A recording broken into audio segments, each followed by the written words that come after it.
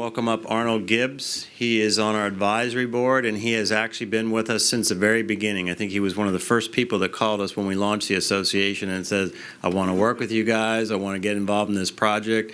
I see a big future in this, and so we're happy to have you, Arnold, and all of your enthusiasm as well. Thank you, Andy. Maybe you guys haven't recognized this, but I'm really just filler till the Congresswoman shows up. You got a good glimpse of the excitement that we have in Florida about high-speed rail, and that took place last November, actually right before our U.S. High-Speed Rail Association meeting in New York. And we were all very highly optimistic, although you heard Kevin say it'll be out in December. Well, Kevin also said it would be out in July. Kevin also said it would be out in October. Kevin also said it would be out in December. As late as 2 weeks ago when I spoke with Kevin, it was going to be out the next day. But that was right before Governor Scott went to Washington to meet with Secretary LaHood. And we're all very impatient over the situation in Florida. We're all been very, very ready. You have 8 very solid teams that have been put together. You saw the Siemens train that was in that video. Siemens, on their own volition and with their own money, in support of this effort, not so much in support of Siemens, but in the support of this effort. And I want to thank Steve Robillard for being able to do that. That train appeared first in Tampa at their announcement of their team. You can get on it, you can ride it, you can smell it, you can play like you're riding in it. And that was scheduled. It then went to Orlando, where you saw in the video. It was scheduled to go to Tallahassee on March 10th through 13th during the legislative session.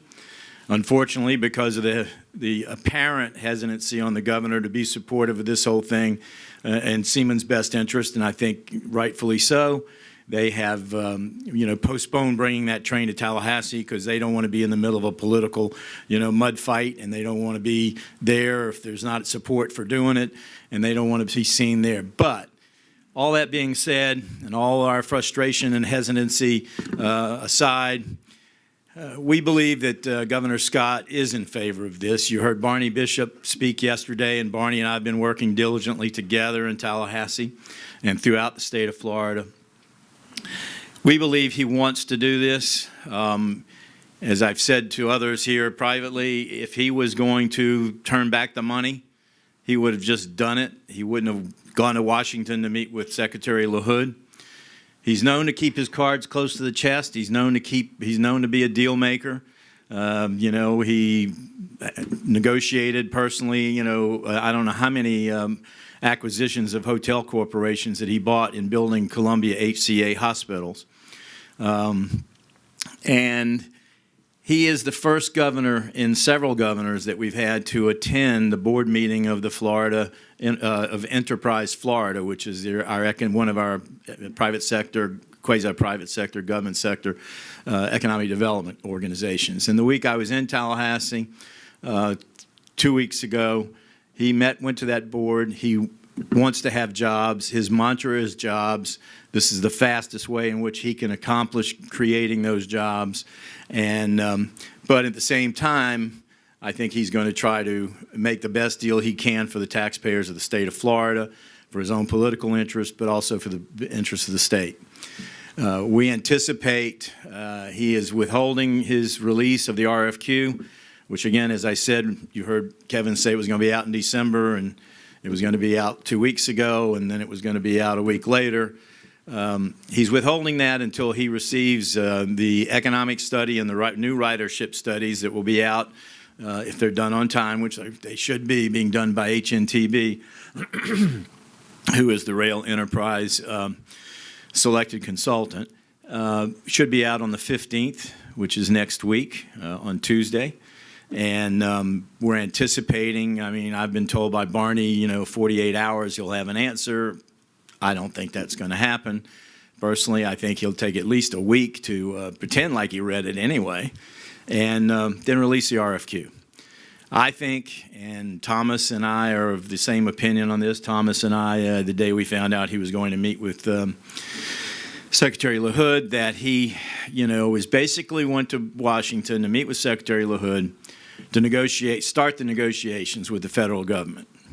I think he's going to try to extract what he can out of our private sector teams, which many of them, are willing to meet in some fashion or another, some more than others, some willing to be straightforward about what they will and won't do right up front, others that are going to probably be, a little more optimistic to start and then, get tougher as things go by. But we think that he will release it. I think that he went there to promise, to see what he could extract out of the feds for the other 10%. And, we're getting 90% of the money paid for by the federal government, which is more than enough to really get the infrastructure done. And he will extract what he can, but I think he also tried to get the feds to agree to, and this is just my opinion, with the intelligence that Thomas has here in Washington, that he's just trying to play a negotiation with both sides, the private sector and the federal government, for the benefit of the Florida taxpayers. So be diligent, stay with us, and I think you'll see it. I mean, a lot of the things that you've heard here today are not reflective of our issues in Florida. A lot of the things about public sector partnerships, 3Ps, are not issues in Florida. We're very legal to do that. We've done it numerous times, as Senator Kick, indicated on the Miami Tunnel, which is to move freight from the port out to the interstate without getting on the streets of downtown Miami. We're not faced with issues where we're going to be doing grade crossings. We're not faced with issues where we're talking about running on freight tracks, so the freight's got no issue here. We're also have proposed, and we're ready to start, and there was $235 million in contracts that Governor Scott also withheld on our Sunrail project, which is a 63-mile commuter rail project running through Central Florida from employment center to employment center to employment center. Two of our major hospitals, two of the most major hospitals in Florida, are part of the Sunrail, both of which are predicting that they will have 10,000 new employees in those hospitals because of Sunrail. And all that will be, at some point, connected to the high-speed rail at the airport through the Sand Lake Road Station. I'm actually on another team to do a maglev train that will connect our commuter rail to high-speed rail at the airport and to the airlines, and that's going to be 100% private sector funded. All we're asking from the state, the federal government has already said it's a state issue, we don't need to get involved, which was a major change for us. And it will connect our airport to our Sunrail station and go on to our convention, to one of the major shopping areas and to the convention center. And it'll have transit-oriented development opportunities along the way, along with high speed. So Central Florida is going to be well connected, and it's going to be done in a very short fashion. I feel like, I'm an eternal optimist. I actually started working on high-speed rail. I worked for Bob Graham when he was governor from 1980 to 85. Brian Cam, who's in the audience with us here, and I worked together then. And, he came back from Japan and said, we need to do this, and that was in 1983. In 1984, we had a task force, did a study, and that group of very highly respected business people said this is something Florida needs to do. So this is not new for us. This is not something that just because there was, $8 billion worth of available money out there that we jumped on. This is something we've been trying to get done for over 25 years. And we think that this is our opportunity to do it. That's the message I'm going to take to Governor Scott when I'm given the opportunity to meet with him, along with others.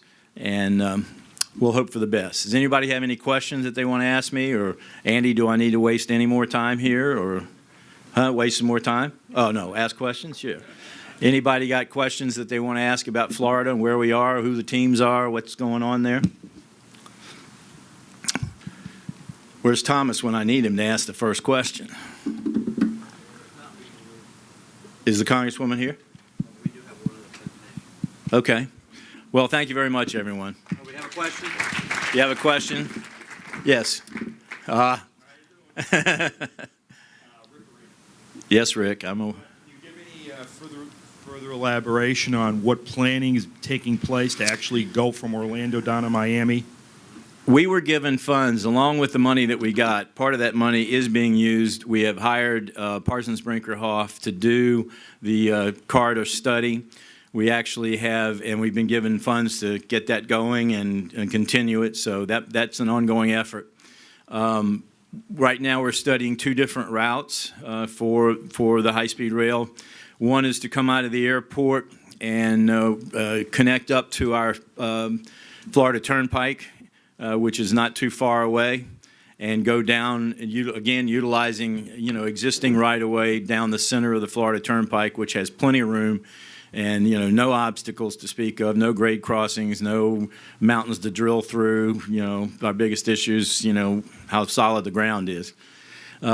That's one track that probably will be the most cost-effective and also would provide the highest speeds because there's no cities along that turnpike. It goes from, actually from Ocala, but when you get on in Orlando, you go straight down to the first stop is really in northern Palm Beach County. The other corridor being looked at is to come out of the Orlando airport, go east along what we call the beach line, which again is we already have the right-of-way for, and go over to the east coast of Florida, and then connect up and go down the center line of Interstate 95, which goes all the way to Miami. We're going to have, a lot of cities along that route that are going to want their piece of this, and so that will become a little bit of a political issue. You'll be seeing, probably there'll be a station at Cape Canaveral or in Brevard County there because it's going to come out and go there, and then probably stops along the way, perhaps 3 or 4 different cities along I-95 corridor, and then terminate in Miami at what we're proud of as our first effort to make all this happen at the MIC. I think you heard a little reference to it yesterday. The MIC stands for Miami Intermodal Center. It is built. Right now, we're finalizing the people mover connection from Miami International Airport to the MIC. You also have the commuter rail that's in Miami coming in, and all that's being accommodated. You also have a people mover the downtown people mover that will connect into the MIC. And you also have the rental car center there. All the rental cars have been gathered up from around the Miami International Airport. I don't know how many of you have ever flown in there, but it's a pain in the neck to get your rental car. And all of that now, as it is in Atlanta, if you haven't seen the one in Atlanta, all that's congregated in the one area, the MIC. So you'll be able to take high speed. They'll be able to get off the airport from South America, get on the high-speed rail, take the people mover to the MIC, get on the high-speed rail to go to Orlando, and stop at Disney and enjoy themselves, go on to Tampa to hit the beaches, and that sort of thing. So my friend Congressman Micah, he just can't get off the idea that it's just not true high-speed rail. And he's wrong about, as you heard the FRA, the lady from the FRA, he's wrong about what the speeds will be. And if we didn't have some of the political realities that we had to face to get this put together, and he had 1 or 2 less stops, we'd have that speed. And he continues to feel that the movement from the airport to Disney is where the big money is. I'm not so sure that he's completely right about the rest of the route. That's certainly a popular, destination. But Disney's also not stopping their, what they call their Magical Express. And I think if people can get off their airplane with their kids and gather all the stuff and get on a dedicated Disney bus as they do today and get to Disney, I think they'll do that before they stand around waiting for, a high-speed rail to go zip them, less than 20 miles, much less than 20 miles. So, but that's what's, kind of happening on the corridors from Orlando to Miami. Obviously, that's where the big money maker is. Obviously, all the teams in the consortiums, understand that, the Orlando-Tampa is not the big profit mover, but that's where it's starting. That's where we're shovel ready. That's where we could start tomorrow. We've actually already done, I meant to mention this a minute ago, we've actually already done the day after there was a industry forum it was a congressional briefing in Tampa back in October. The following day, drill rigs were down the middle of I-4 drilling the geotechnical probes, the hundreds of them that had to be drilled under the auspices of HNTB. One of my competitors two of my competitors actually were out there. So we've done all the geotechnical along that corridor. The PD&E studies are ready. All we need is for the governor to release that RFQ, and we're off to the races. And then we'll find out, who's willing to do what and how important this is to the various teams and, who's going to play games and who's going to do it right. Any other questions? Okay, well, thank you very much. When Congressman Brown gets here, you'll hear me again.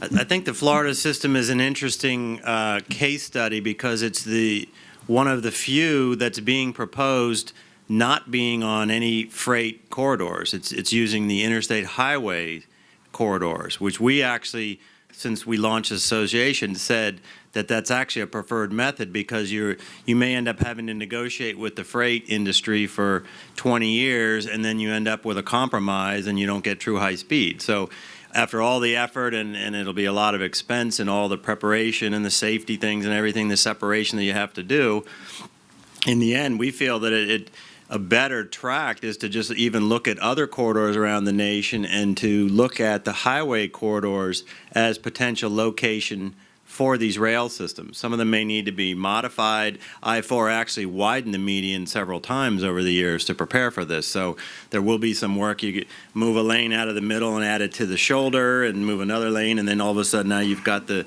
room in there. So, but I think that's in terms of more quickly being able to do this with less hassles, less partners, less negotiating, and less compromising, that the highway medians is a really good way to look at this. Andy might add, there actually are 5 early works contracts to do those preparation of the corridor along I-4 that will be let out as soon as the RFQ comes out. Okay. Like 150 million. 5, yes, go ahead and say that. Yeah, I meant to say this a minute ago. We actually had, and were supposed to have been released, and these are all going to be bid projects. There's 5 separate projects to prepare the median, prepare I-4, relocating, as you said, some of the lanes to the outside of I-4, 2 bridges that have to be, overpasses that have to be accommodated or changed to accommodate the train.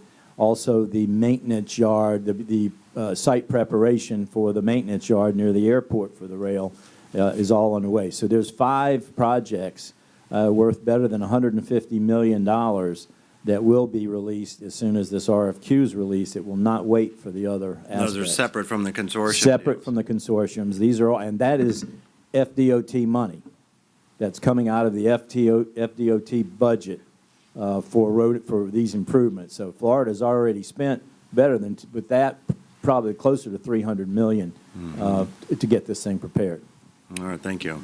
Well, one other point I'd like to make, too, is that a lot of people say, including Congressman Micah, that with all the stops, it's not going to be true high speed. But the issue really is, as many of you all know who are in the rail industry around the world, not every train has to stop at every station. You can have express trains. Like, for example, you could have every train do Tampa to Orlando and only 1 out of every 5 trains actually stops in Lakeland, or, depending on the need. If there's nothing going on at the convention center, there's no sense having every single train stop there and no one's getting on and no one's getting off. So the train schedule could be coordinated, or will be, I'm sure, with the demand and with the activities that are going on at the convention center, how many people want to go to Lakeland, how many people are getting on in Lakeland, and so you can still have plenty of express trains that pull out of Tampa and don't even stop until they get to Orlando. So it doesn't mean every train has to stop at every single station. Same in California and anywhere else. All right, next.